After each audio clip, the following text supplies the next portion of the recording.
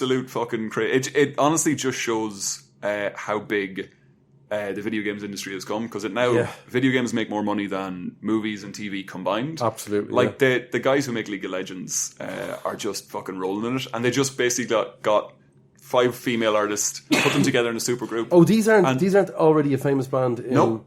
They're Japanese, obviously, not Korean. They are a mix. So some of them sing. That's a good move. It's a good move. Yeah, it's a great move. But the Riot Games guys do this every few years. They released a metal album one time, so they've got like a whole series of champions, all these different characters you can play in the game. Brilliant. But like they're like, those 3 look pretty goth. They can do an album. They look pretty like K-pop. They can do an album. So they just do this every so often. For a character. Oh, that's incredible. There was a bit in one of the League of Legends games where they sell skins, and they're usually pretty cheap. But there was one skin you could get that was like 40 quid or something. And I was like, this character is a musician, like always playing the drums or whatever.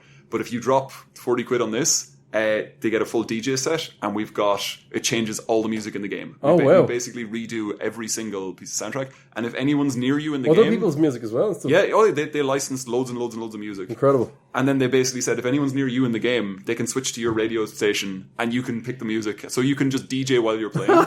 Which is cute. It's a cool skin. Well, I'll be honest with you, I don't even know what League of Legends looks like. It's top-down, little people around. But I don't know what it does. Or... It's basically the Fortnite crowd. It's that kind of thing of like loads of kids running around screaming at their screen. Yeah. I remember I was talking to Derek about it, Glennon. I was talking to Glennon about it before, and when he was starting to play it, I was kind of asking a few questions. Then I said it to Andy, Scottish Andy from the Nerd. He goes, he's mad for it. Don't put on me, you're too old. Yeah. I was like, that's it. Wow. He goes, no, I'm not being a dick, you're just too old for it. Yeah. I'm like, I'll have you... our hand-eye coordination is... He goes, don't. As I was choosing this, I knew it was too old I was too old for it. I was just looking at it going, nah, I mean, this is me pandering. This is absolutely me pandering. Good, no. Well, listen, we're all about the pandering in this podcast. That's a lovely hashtag to put on. Yeah, we're all about the pandering in this. We have to. Otherwise, we would have started talking about Zappa by now. Yeah. So people go, ooh, he said Zappa. Is that cool? There's a video Zappa skin for League of Legends. There's a video game with David Bowie in it. I can't fucking remember it. Nomad. Yes. Yeah. Oh, I should have fucking... God, I never thought about that either. That's fucking insane. I bet he did the soundtrack and all. Fucking Nomad on the Dreamcast. Totally forgot about that. Although it's probably 9 Inch Nails. Yeah. They were in bed together for a long time. Yeah. But yeah, that like the stuff like that's a sugary song you picked. Yeah, it's a really sugary song. Jelly beans, the music. The weird stuff that's happened at the moment. Like there was Fortnite did their first ever virtual gig. Was a Deadmau5 where everybody went into the game. And then they took away all their weapons so no one could hurt each other. And then Deadmau5 appeared and played a fucking gig. And everyone was cheering and doing stuff. And I don't know how I feel about that. Yeah, and you're just like, he just fucking streamed. Don't pretend it's a virtual gig. Yeah. People stream the whole fucking time. Deadmau5 streams. He just fucking streams himself working on shit. It's not a big fucking deal. But no, it was a whole thing. It was very weird. You get to do a gig without that fucking helmet on him though. He's happy. Yeah, there you go. Do you ever see those videos that pop up on, the ads that pop up on Facebook every now and again and goes... Get taught how to act by Anthony. Get taught how to act by. Yeah. I keep saying get your dick smaller. Do you know what? This is because you're on Wish all the time. Don't be on Wish. Yeah, it's ruining my life. You've got just dildos and mattresses and water beds made of dildos. Wish is amazing because it doesn't say what it is. So I'll be scrolling and it'll be a picture of what looks like a catheter, and then it'll say Wish in the corner. I was like, I fucking have to click this to find out what they were trying to sell. That's exactly it. What was my point again? Thanks for that. Dick cream. Yeah. Anyway, Deadmau5. Yep. There was a thing, learn to act with lessons from this person. Yeah. They had one for Deadmau5, who had produced that. Really? And I watched the video, and it looks like he just absolutely doesn't give a fuck about teaching it. He goes, yeah, man, I don't know. Just press a button. This is what you're saying. It's like, just what I do, I throw a few beats together. I don't even bother playing a keyboard. It's a pain in the ass. I just draw them in. And he just looks like he's like, oh, do I still have to do this? Yeah. That's some company like... But yeah, well, he doesn't even try. Yeah, of course. There's one with Learn Comedy with Steve Martin, and he's on the cover going, hi, I'm Steve Martin. Yeah.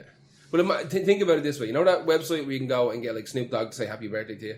Oh, yeah. Sorry, no. Yeah. How much? Cameo. How much is that? It's probably like 200 quid. Yeah, they record a video for you and they have like 1 million actors and musicians, right? And you just pick them and you type in what you want them to say. What? I got Carson Kressley from Queer Eye for the Straight Guy and RuPaul's Drag Race to say something to my girlfriend. She was starting a new job, and I was like, amazing! Oh my god, Sinead, it's so good to see you. I was talking to Johnny, but like he does this whole thing for us, and like it cost £50 or whatever, and I was like, that's nothing. I was like, yeah, but like they do it in a hotel room and shit. And I was going through all the people, and I was like, there was like Misha Barton, and I was like, oh fuck, from like what's she up to? And I clicked her, she doesn't look great. Skip that one. But that's like, come on, half price, come on. But there's going to be a bunch of them that like you pay them like $20 to say hello. I'm a friend. Welcome to your new job. And there's going to be do I need to pay though? I'm a friend of the celebs. Exactly. I'd make Julio. Yeah, you and Julio are like this. No, you met Julio. He was in the bathroom that one time. But like I always imagine that like those cameo videos, like 90% of them are just like hello, John. Are you on the fucking toilet when you're doing this? Yeah, exactly. Yeah. That's what they do. They're just doing it on the fly on their phone, record a video, and you're just hitting up 200s to 300s, whatever you charge. Oh my god! Yeah. Perfect idea. Oh god! Perfect idea. And they sign new people up all the time. So I always imagine that when someone gets paid to do like one of these online production courses or intro to this or intro to that, like Deadmau5 was doing, like he got his money. He got 30 grand to do a half an hour video, whatever it was, and he's like, "Fuck it, I can't teach anybody how to do this." Oh my god, that's brilliant! I never knew such a thing existed. It does, most certainly does. Right, you're up next. My last one, and the greatest basic fucking bitch song of all time is the Tetris theme music. I'm glad you picked it. Yeah. Type A, Type B, Type C. Yeah, it's known as Music A. Fantastic, right? And there's Music B came way later. And it was written by one of the Nintendo people. I hope they called the first one Music A, and then just we'll assume there won't be one to follow. It'll have to come. Basically, what it is, it wasn't even made for the video game. It's a Russian traditional folk tune, and it's called Coco Bianchi. Or Coro Bianchi, I think it's Coco Bianchi, and it's just this like folk song, and they just made an instrumental bleepy bloppy version of it. I love it. I hear it right now in my head, and I feel happy. If I have even though it's speeding up massively as we speak, but if I have to like pack stuff into a car, instantly in my head that music. Oh yeah. Like when I was doing the bands and you had to load like loads of amps and guitars in the back of the van. I mean, like we can't. Like instantly trying to find shapes and fucking ways of doing it. Yeah. But that to me, I think might be one of the most famous pieces of video game music. It is, but no, it's got to be that and Mario. Mario. I was going to pick Street Fighter 2, the bonus level one.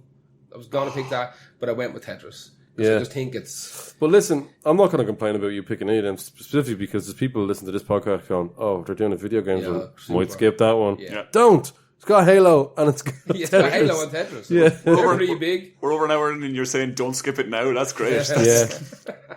I'll really implore them to not do that next time. Literally, I have nothing else to say about that. The video game was to made in Russia by a guy called Alexei Leonidovich, who made no money off it. That's right. Nothing, kind of gave it away for nothing because it was a project. No, because he was in college and the Soviet Union took all the money off him. Basically, he made it in college. That's communism, baby. Yeah, he made it in the fucking Russian school of fucking scutterology, digital scutterology, and they just reefed on him, and they got cloned then in America, and then they came to a deal to kind of stamp his name onto it, and then it went out on the fucking Atari, and then Nintendo got it for the Game Boy. Did it go out on Atari first? Yeah, it was Atari. Did not know that. And then Game Boy got it. Nintendo got it for Game Boy, and they added some new music onto it as well. Now I'm pretty sure. B and C. Now I'm pretty sure Hasbro own it, or one of them. Maybe someone got it for nothing. Anyway, but do you know what? It's that old now. Was it 1984? No, it won't be public domain yet. Not yet. What's it? 60 years? Yeah, something like that. I don't know which way it works with video games. I'm not sure.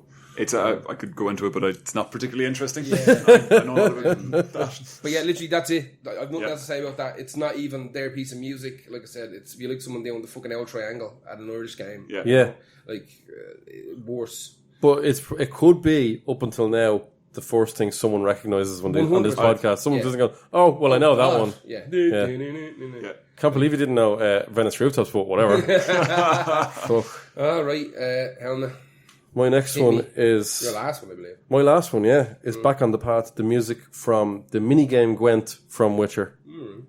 Game within a game. Game within a game. And the reason I picked it is because it's the piece of music I will have listened to the most because I got, like a lot of people... You got mad into Gwent. Mad into Gwent in Witcher. And I still think Witcher is one of the best games of all time. But I was so into Gwent that music just stuck with me. I think it's absolutely fantastic. It is by... Here we go. Marcin Prisbovich. How do you? I would believe we wrote this down. Sorry, Poland, and anybody really with ears. I don't. Is that a B or a 13? And that's my problem. Prizovic, I believe. Yeah, the whole soundtrack to The Witcher. Yeah. Wow. Poland's hardcore, man. God, yeah. The whole soundtrack is absolutely phenomenal. There'll be people saying to me, "Why did you pick the Gwent music?" There's so many other pieces of incredible I stuff. played more Gwent than Witcher 3 Yeah, you did actually. because the right But I was did. too small. Yeah, well, you didn't even play really the game. I played halfway through the intro, like that we are learning how to cast spells, and I couldn't read the fucking thing, and I was mashing buttons, and there was like dragons that you're meant to kill in 10 seconds, killing me. Yeah. So I just ran away from them. I went into a pub and played Gwent instead for a while. Yeah, stayed out of trouble. Yeah, pretty much. Just yeah, like you know what? real life, basically. But that was your part in the game. That's where I'd Geralt love to stayed play forever. I would love to play that game. It's a role playing game. Your role was pub lad. Yeah. I would love to play that game. There's But no baby gills or any of that stuff, you know. until digging they up. patch it, and I get like that, all your bases are belong to us font. Yeah. Fucking on the bottom of it to show me how to play this game. Just get new eyes. I would love a new set of eyes. A set of new eyes. Yeah. That would have worked as well. I was playing one of the Mass Effect games on a big projector screen, and the bulb shattered. And I was like, "Oh fuck!" So I plugged the Xbox out, plugged it into a wee 21-inch TV that I had in the house. Yeah. I was trying to keep playing, Yeah. staring at the Can't do it, man. tiny fucking writing, and I was like genuinely going a wee bit loopy, Yeah. kind of dizzy, fucking around. Oh man, bad crack. Yeah, can't do it. The first time I ever saw text that was way too small was that game on the Xbox, the zombie one in the Dead Rising. It's ridiculous. That was actually irritating. Ridiculous. That was Yeah. silly. Yeah. That was like it was too Times scrunched New together Roman fucking like 0.1 with a big like, stroke on it as well. Yeah. But the stroke you'd think would help, but it didn't. It was almost like an inner stroke. Yeah. Yeah. So you couldn't even really read. It was Jesus. Yeah. And The Witcher was pretty bad, to be honest with you. And as well as that, it's quite involved when you're first starting again, because The Witcher's You like. to learn how to cast a spell, and that's all. Well, the Witcher is very much. I don't care how you did things in other games. This is the way you'll do it in The Witcher. Yeah, it's completely It's different. not intuitive, the controls. You learn would it. no, yeah. I didn't you realize it actually is. Yeah, It just yeah. makes you relearn. Yeah, That's it fine. was D-pad, was all the magic stuff, and Yeah. like, again, sitting at home on a shelf, dying to play it, and the little bit of it I did play, I think I even pointed out at the time that like musically the sound looked fantastic. But Yeah, it was the whole thing. Yeah. And I bought Gwent the game, the standalone Gwent game. I'm not even 100% sure that this music is in it. I think it is, but it's. I'm almost. I never heard it, but because the factions music is playing on either side whenever they do a specific move. So it was kind of weird. I was missing that to the point where I turned it off and just put this on, just to hear it over and over and over again. just take the disc out and then put CD and have the great music. Yeah.